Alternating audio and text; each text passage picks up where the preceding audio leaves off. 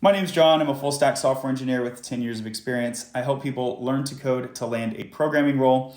And to do that, I recommend most people start with web technologies, HTML, CSS, and JavaScript, then React and TypeScript. And I recommend this instead of Python. So to encapsulate this in a quip, I've often said, learn React, not Python.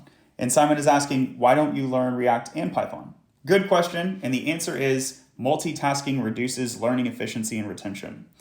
So it's just going to take longer for you to learn those things and land your first programming role if you're requiring yourself to pick up more skills before you get that programming role. So a better approach is to learn those web technologies, then transfer the learning into Python later when appropriate. You don't want to do this as a blocker before getting your first job. It's a great idea to do after you've gotten your first job.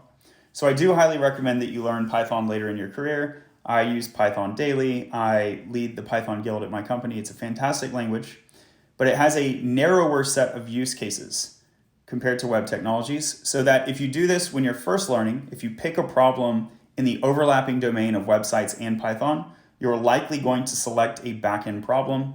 And backend problems are less student-friendly than front-end working towards the backend. And that's because the front end is visually interactive, which stimulates learning, and it's a familiar mental model because almost everyone knows what a website does, even if they're non-technical. Very few people have an innate mental grasp of a backend service. A third reason you don't want to do this very early is because it's distracting at interview time. So you want to have one language that you are very good at interviewing with. I've been in this situation. Many other people report having been in a situation where as you take an interview code problem, you're thinking about how to do it in two different languages, and that can actually become a hindrance.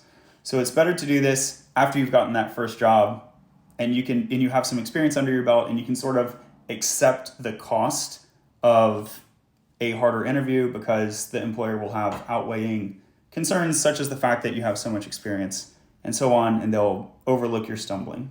I hope this helps, and to reiterate, after you get your first job, as you head towards the intermediate or senior levels, it's a fantastic idea to learn Python. I just don't recommend that you try learning them concurrently as a beginner.